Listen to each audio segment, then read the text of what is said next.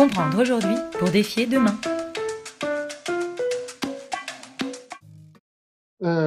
Aujourd'hui, on est là pour parler du livre de Yannick Metzer. Yannick Metzer, magistrat, détaché au Conseil de l'Europe et conseiller en transformation numérique et en intelligence artificielle.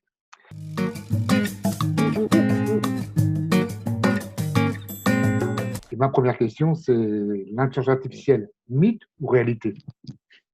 Merci Philippe. En effet, c'est une question, je pense, que beaucoup se posent, puisque aujourd'hui, derrière ce terme-là, qui est encore à la mode et qui a connu quand même d'assez beaux jours, je dirais que je commence, moi, de mon côté, à commencer à pressentir une petite brise d'automne sur l'intelligence artificielle. On pourra revenir sur les notions de saison, il y a eu des hivers de l'IA, et je pense qu'aujourd'hui, il faut arriver à objectiver cela. Alors, une toute petite précision avant de démarrer, hein, c'est-à-dire que, naturellement, ma vie professionnelle principale est au Conseil de l'Europe, vous l'avez précisé, je suis magistrat de l'ordre judiciaire français détaché là-bas, mais j'ai écrit ce livre avec la casquette de chercheur à l'Institut des hautes études de la justice à Paris, et également, je voulais remercier et souligner aussi l'investissement de l'Institut Présage, hein, qui m'a permis de réaliser ce livre-là, où j'interviens en tant que membre du conseil scientifique auprès de cet institut. Alors, mythe ou réalité? Alors, il y a une partie, naturellement, de tout ça qui nous vient de magnifiques coups de force rhétoriques. Hein, on est au milieu des années 50, et ça ne vient pas de nulle part. Quand on revient sur cette idée d'intelligence artificielle, on est en 56, la conférence très connue de Dartmouth avec Marvin Minsky et John McCarthy, et conférence au sein de laquelle, je pense que c'est important de le souligner, tout ça est un peu aride au départ. Hein, c'est-à-dire quand on parle on ne parle pas encore tout à fait d'informatique, mais quand on parle de logique, de calcul, d'essayer de reproduire le fonctionnement du raisonnement humain, il fallait un bel emballage marketing autour de ça. Et il ne faut pas oublier que Marvin Minsky et John McCarthy avaient besoin de financement. C'est le Rockefeller Institute, essentiellement d'ailleurs, qui a porté leur projet de recherche. Et c'est quand même autrement plus sexy de parler d'intelligence artificielle avec des côtés anthropomorphistes que, naturellement, de langage, de calcul, etc. Donc, tout ça est parti d'un super coup marketing, encore une fois, un coup de force rhétorique, et qui a continué à dérouler ses effets, hein, jusqu'à aujourd'hui. Et si on devait regarder très concrètement ce que c'est l'intelligence artificielle, on a deux branches principales. C'est-à-dire que ça a couvert d'abord, au début de ses développements dans les années 60 et 70, plutôt ce qu'on appelait l'informatique symbolique. C'est-à-dire, si, alors, sinon, des règles logiques qui s'imbriquaient les unes dans les autres, et où le programmeur humain essayait de reproduire son propre raisonnement ou raisonnement logique par la machine. C'était la première manière d'essayer de rendre les machines autonomes et, j'allais dire, entre guillemets, intelligentes. À côté de cela, il y avait un autre mouvement qui s'est développé. Hein, on est avec le perceptron, par exemple, dans les années 60. L'idée, cette fois-ci, était de pouvoir utiliser des données en masse pour essayer d'en révéler des lois naturelles ou des règles naturelles. Par un nombre très important d'observations, essayer de voir quelles sont les régularités et quelles règles on pouvait en déduire. Et cette seconde approche a eu beaucoup de mal à prendre. D'ailleurs, Marvin Minsky lui-même, à la fin des années 69, avait signé un article assassin sur le perceptron qui en avait arrêté absolument toute velléité et qui a justifié les développements ensuite de ce qu'on appelait des systèmes experts, c'est-à-dire des systèmes essentiellement basés sur des règles logiques et qui sont développés jusqu'à la fin des années 80. Et tout ça, à la fin des années 80, naturellement, c'est un tout petit peu tari, parce qu'on s'est rendu compte que les systèmes experts, notamment, étaient très chers à développer, très chers à maintenir. Certains étaient déjà des boîtes noires au-dessus de 200 à 300 règles qui étaient imbriquées les unes dans les autres. Et on pouvait arriver parfois même avec de la bureautique très simple, au même résultat pour beaucoup moins cher.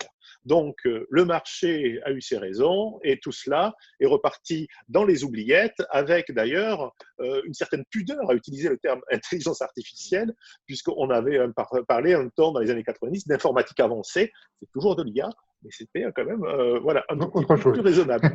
Voilà. Il y a une sorte de magie, mais on va y revenir, c'est pas naturellement de la magie.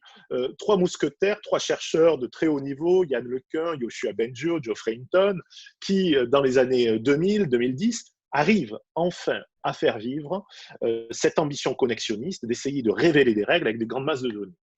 Ce qui leur a permis de faire ça, c'est la puissance de l'informatique, hein, notamment des microprocesseurs dans les cartes graphiques. La deuxième chose, une quantité massive de données disponibles sur Internet. Et ils ont pu mettre à jour, révéler cette ambition de pouvoir, encore une fois, retrouver des règles à partir de grandes données. Et ça, c'est de la reconnaissance faciale, c'est ce qui a pardon, de la reconnaissance d'image. On va parler de la reconnaissance faciale peut-être plus tard, mais de la reconnaissance d'image, de la reconnaissance de voix, qui ont été, qui ont eu des succès extraordinaires par rapport aux anciens systèmes. Et 2016, une explosion à ce moment-là, avec un succès incroyable, le succès du jeu de AlphaGo face à un humain. La première fois, un système informatique arrive à emporter une série de parties, 4 parties sur 5, face à l'Isidol à ce moment-là. Et qu'est-ce qu'il y a à en déduire autour de ça? J'évoque tout cela parce qu'il y a une histoire, il y a une narration. Tout ça a battu une légende où l'intelligence artificielle serait totalement supérieur à l'homme et on se retrouverait ainsi, excusez-moi de l'anglicisme, challengé par ces puces de silicone. Attention, et c'est là où, dans mon livre, en tout cas, j'ai essayé dans une première partie, un tout petit peu technique, de démystifier ça. Il y a une distinction fondamentale à réaliser, selon moi, entre des environnements fermés, là où se joue le jeu de Go. Hein, le jeu de Go, des pierres noires, des pierres blanches, le Goban, c'est 19 lignes sur 19. Il n'y a pas de grande surprise là-dedans. La machine arrive plutôt bien, même s'il y a des possibilités exponentielles de jeu, à s'en sortir et à manipuler des choses qui sont relativement fiables.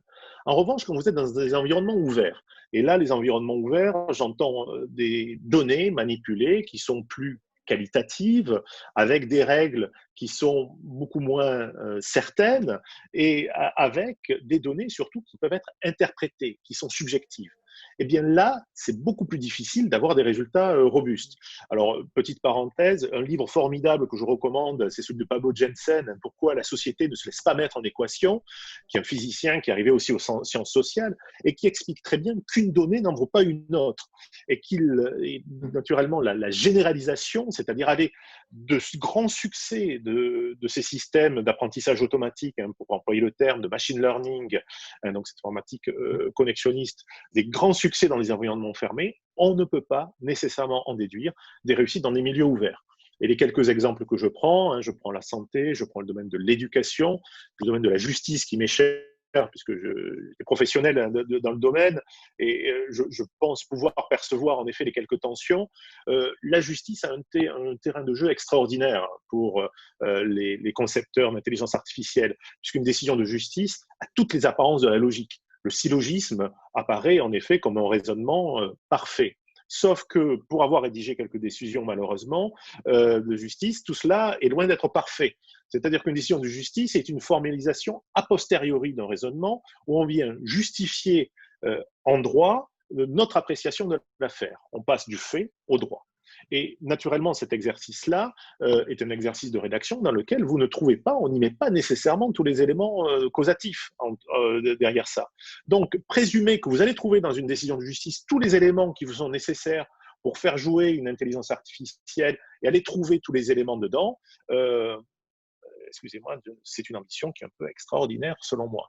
Donc, le mythe, oui, une partie de mythe où l'intelligence artificielle a été vendue et est souvent vendue comme étant quelque chose d'extraordinaire, ce qui n'est pas possible aujourd'hui, le serait demain, en agrégeant toujours plus de données. Mais en réalité, nous avons une barrière technologique considérable qui est juste la qualité des données que l'on manipule et dans quel environnement on se trouve. Donc ma première réflexion est celle-ci, de se dire attention aux généralisations hâtives, encore une fois en essayant de généraliser une technologie qui est formidable mais qui a ses limites.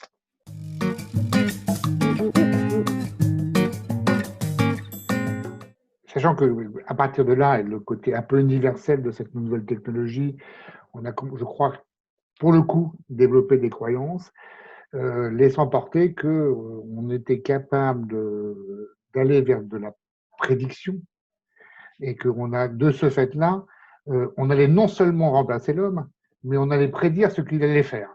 On est aujourd'hui dans un monde où maintenant l'intelligence artificielle s'est confrontée à la réalité. Et que justement, on est capable d'en déterminer par rapport à ce qu'elle fait, parce qu'elle attaque effectivement des masses de données, mais elle attaque aussi des masses de gens. C'est-à-dire qu'en fait, elle est capable de traiter et d'accéder a un statut tout à fait particulier dans le monde de l'informatique, c'est le domaine sociétal en termes d'action potentielle sur les gens, qui n'y avait pas ni dans les réseaux au travers d'Internet, ni dans tout ce qu'on avait fait précédemment. En fait, c'était toujours ciblé avec des règles, on était sur un produit, un marketing, enfin, c'était encore une fois des environnements fermés. C'est la première fois qu'une technologie s'intéresse au système ouvert que représente l'homme.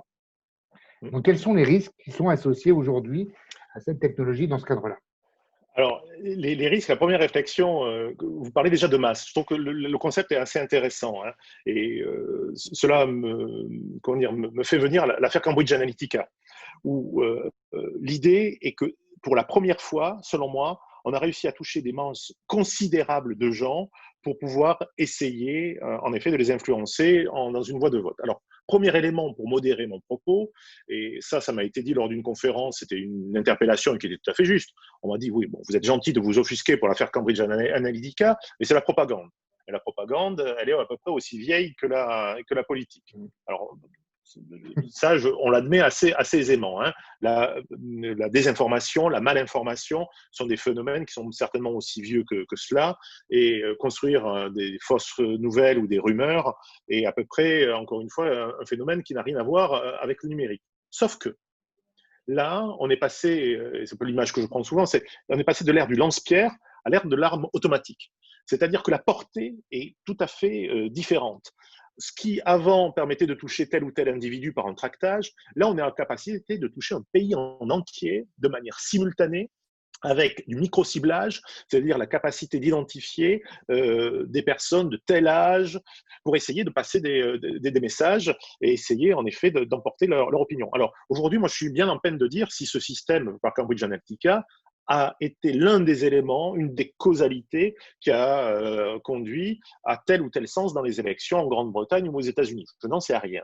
Ce que je sais en revanche, c'est que cette manœuvre-là a causé des dommages relativement infimes aux individus.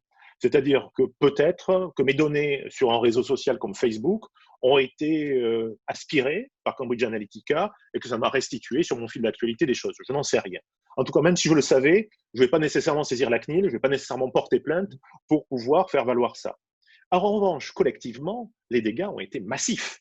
Et on le voit, sociétalement, en tout cas, le risque est massif sur ça. Et là, on a des instruments qui sont relativement imparfaits. On reviendra peut-être dans un troisième temps sur la question du droit et de l'encadrement, mais nous avons des instruments juridiques qui marchent plutôt bien pour les individus, qui d'ailleurs ont été fondés pour ça, hein, on protège plutôt bien, mais protéger la société dans son entier, on voit qu'aujourd'hui, dans cette ère numérique, on a un changement total de paradigme.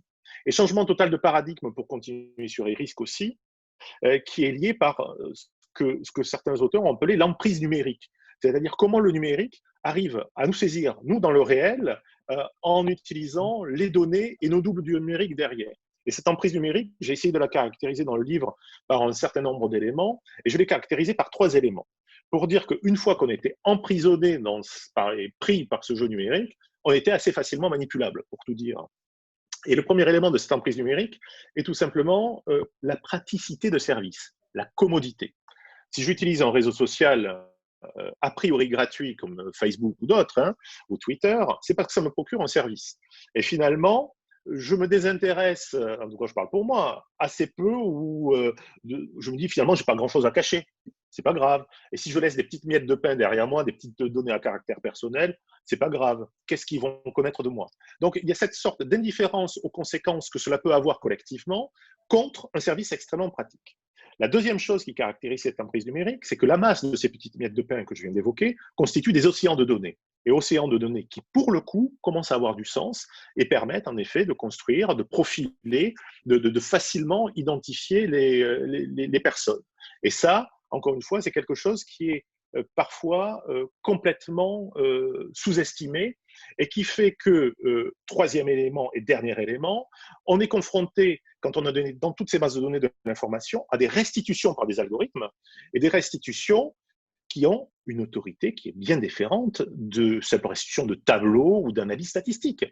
C'est cette fameuse aletheia dont parle Éric Sadin, c'est-à-dire cette puissance quasiment de vérité qui s'imposerait aux utilisateurs et dans lesquelles, quand un algorithme vous le dit, on a plutôt envie de le croire. C'est-à-dire que moi, sur Google, quand je vais dans une ville que je ne connais pas, je vais prendre mon Google Maps, et je vais lui demander quel est le chemin le plus court pour aller de tel point à tel point. A priori, je vais lui faire confiance. Mais derrière, dans la géolocalisation, est-ce que Google Maps ne va pas me divertir en faisant passer par une rue parce qu'il y a un commerçant qui a payé un petit peu plus cher pour qu'il y ait du trafic devant sa rue? Comment Waze, un autre système de navigation, propose de la publicité pour le coup, qui est sponsorisée de façon à mettre telle marque plutôt que telle marque. On voit très bien que ces algorithmes, encore une fois, ont une autorité bien particulière. Et je conclurai juste sur ce point-là en rappelant, dans les biais cognitifs, 2 biais cognitifs qui me semblent extrêmement intéressants à considérer, qui est le automation bias, le biais d'automatisation. On est à la fin des années 90, une étude remarquable sur le sujet qui montre que quand ça vient d'un algorithme, on a plutôt tendance à le croire, et quand ça vient de notre source, on la challenge plus facilement, désolé de l'anglicisme. Et la deuxième biais cognitif qui est important à prendre en considération, c'est le biais d'ancrage. C'est-à-dire, quand une information chiffrée est donnée, on a beaucoup de mal à s'en départir. Et là, je fais une référence directe à des algorithmes d'aide à la prise de décision. Désolé, je vais être un peu en boucle peut-être là-dessus, dans la justice, avec des informations chiffrées qui sont proposées. Tout l'intérêt est de se dire, mais ce n'est qu'une information, rassurez-vous, ce n'est que de l'aide à la décision. Or, ces outils-là sont tout sauf neutres. Donc, de cette emprise numérique que je viens d'évoquer, de décrire autour de ça, j'ai l'impression qu'on va de plus en plus dans une société où, moins que la règle de droit collective, générale, impersonnelle, traduite à l'épreuve des faits par des juristes, on se retrouve face à une mécanique algorithmique. Antoinette Rouvroy parle de gouvernementalité algorithmique en repartant de Michel Foucault et de ses travaux sur la gouvernementalité. En y agrégeant d'autres sources, je parlerai, moi, d'état des algorithmes, c'est-à-dire que de l'état de droit, de la primauté de la règle de droit. J'ai l'impression que nos décideurs publics sont relativement séduits par la neutralité prétendue des algorithmes, par en effet la véracité qu'ils emporteraient derrière des calculs très complexes qui nécessairement seront plus intelligents que nous. Mais non, et c'est là, et je conclurai sur ce risque-là, non, ce n'est pas de la complexité que nécessairement l'intelligence. Oui, et puis il y a comme un phénomène qu'il faut toujours rappeler, c'est que les algorithmes naissent pas sur les arbres, enfin, ne poussent pas, ils ne sont pas indépendants, ils sont quand même systématiquement réalisés par des hommes, suivis par des hommes, modifiés par des hommes, avec des stratégies, des objectifs, et avec effectivement toujours une volonté particulière et un sens.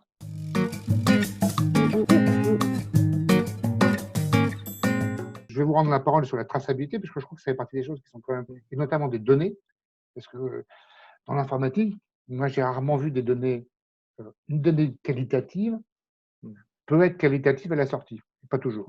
Mais une donnée non qualitative, j'ai rarement vu qu'elle était qualitative à la sortie. Voilà, c'était là-dessus que je voulais intervenir pour vous rendre la parole. Ouais, le fameux garbage in, garbage out. Voilà, c'est-à-dire que si on met des choses un peu approximatives en entrée, on a plutôt des chances, je vais faire de la prédiction, à trouver des choses approximatives en sortie.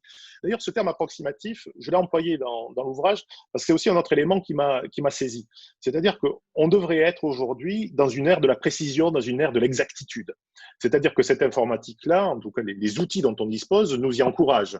Et j'ai l'impression que les pétitions de principe, les arguments d'autorité, les études se succèdent en n'ayant pas nécessairement derrière d'idées réelles de ce qui se passe. Je m'en explique.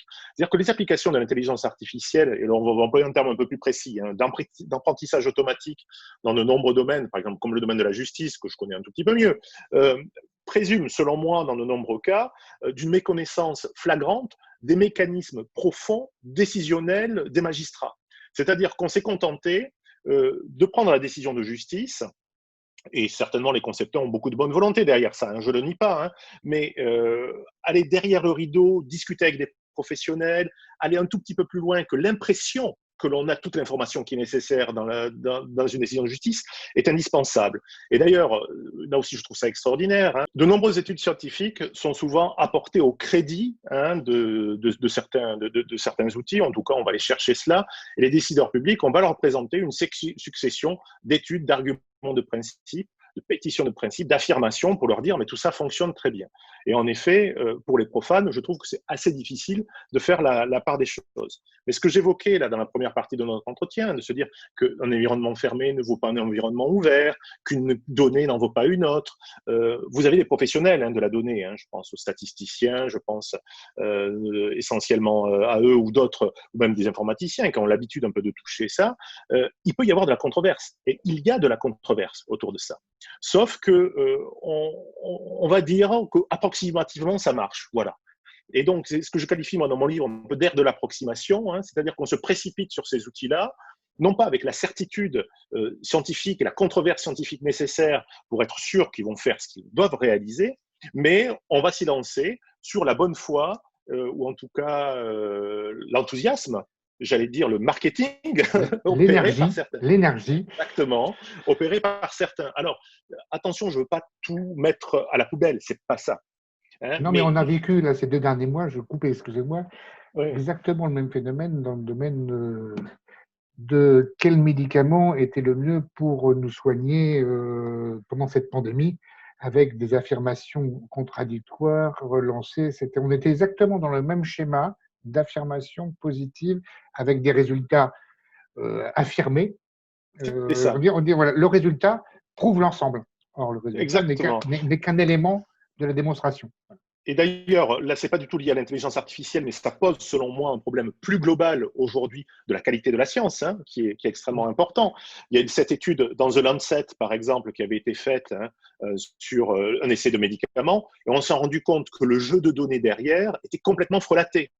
Or, pour une revue de cette réputation-là, arriver à publier des études, à relier des études sans qu'il y ait eu cette vérification de base à faire, il y a à craindre aujourd'hui. Alors, ce n'est pas de la théorie du complot, c'est que je pense qu'il faut arriver à se ressaisir collectivement autour de ça. Il y a de l'intelligence, il y a des moyens. Moi, je suis absolument, fasciné, et j'ai envie qu'il y ait encore cette énergie-là, ce que vous dites, Philippe, créative, d'innovation, etc. Mais je serais beaucoup plus rassuré si cette énergie-là n'était pas juste orientée vers le profit, l'intérêt général, le collectif. Et le pire, c'est qu'on utilise dans les arguments, dans le langage centré sur l'humain, l'éthique, pareil, voilà, qui est convoquée en disant mais ne vous inquiétez pas, vraiment, j'adhère à telle charte éthique qui a été adoptée en 2018. Très bien, je suis très satisfait. Mais au-delà, comment on le prouve, comment on le fait? Donc, je pense que là aussi, l'industrie d'ailleurs elle-même, qu'il s'agisse de petites entreprises, de start-up ou de grandes entreprises, aurait un grand bénéfice à ce qu'il y ait un peu de ménage de fait entre ceux qui prétendent faire de l'IA et qui sont de réels pirates entre nous et qui d'ailleurs risquent de faire beaucoup plus de dégâts que d'apporter des solutions quand même un tout petit peu plus sérieuses, multidisciplinaires, sur lesquelles les gens ont fait du travail, qui sont peut-être parfois un peu moins sexy, excusez-moi du terme, qui sont un peu moins accrocheuses, mais sur lesquelles on peut avoir une réelle valeur ajoutée.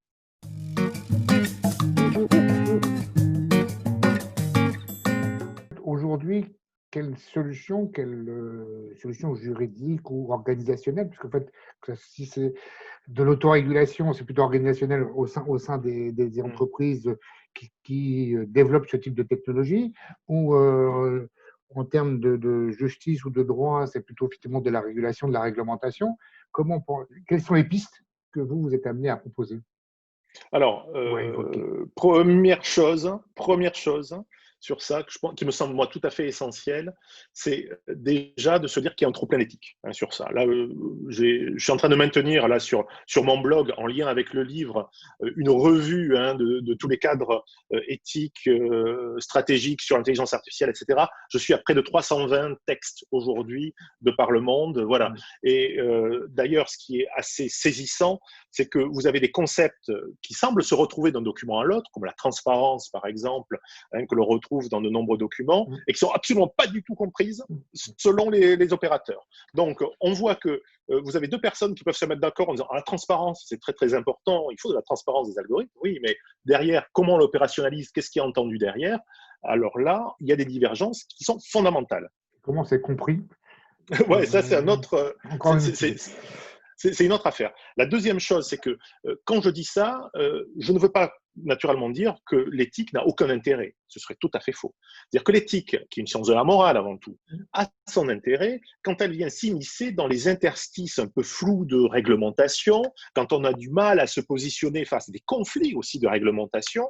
Ce sont des choses que les professionnels connaissent plutôt bien et qui, encore une fois, même traduites en déontologie, c'est-à-dire avec de la sanction, avec de l'organisation, ont de l'intérêt. Donc, première chose, c'est cette vague d'éthique qui a été lancée. J'en parle un tout petit peu d'ailleurs dans mon livre. Je fais quelques développements là-dessus en disant qu'il avait quand même un intérêt majeur, un bénéfice majeur pour certains opérateurs économiques. C'était de décaler toute prétention de réglementation dure pour montrer que les opérateurs étaient responsables et qu'ils s'y mettaient là-dessus. Donc, il y avait un peu de stratégie derrière ça et qui malheureusement a un peu vidé de son sens, c'est-à-dire même beaucoup vidé de son sens, cette notion d'éthique. La deuxième chose qui me semble importante, et je ne vais pas faire trop long là-dessus, c'est que il y a également besoin, je pense, d'organisation des savoirs et des professions. C'est-à-dire qu'autour des bonnes pratiques, je pense que l'on pourrait mettre en place, c'est de construire des ponts entre les matières. Moi, je vois, j'ai la chance d'avoir fait des études de droit, j'ai toujours été curieux en informatique, assez spontanément, j'essaye de construire des ponts entre ces mondes-là. Je parlais de Pablo Jensen, qui a fait ce magnifique livre sur pourquoi la société ne se laisse pas mettre en équation. Lui est venu des sciences dures, il est arrivé vers les sciences sociales, pareil. Et tout cela reste de l'initiative d'individus. Je pense qu'on pourrait tout à fait institutionnaliser des humanités numériques, c'est-à-dire l'emploi dans les sciences humaines, les sciences sociales, de l'informatique et du numérique, dans les deux champs de sciences. Je sais que nos universités en France ont du mal à ces passerelles entre les disciplinarités. Pourtant, aujourd'hui, je pense que pour construire, on parle beaucoup du monde de demain, je vais y apporter ma pierre, je suis désolé, ce monde de demain aura besoin qu'on abatte ces barrières qui sont un petit peu fictives et où demain les informaticiens auront certainement des idées, ils auront certainement des choses à dire dans d'autres domaines que le leur, ils sauront bien s'en saisir. Et inversement, les juristes, tous les intervenants en sciences sociales n'ont pas à avoir peur du numérique, mais ont à s'en saisir, à le comprendre. Donc ça, c'est le premier élément, je pense, très culturel, qui me semble extrêmement important.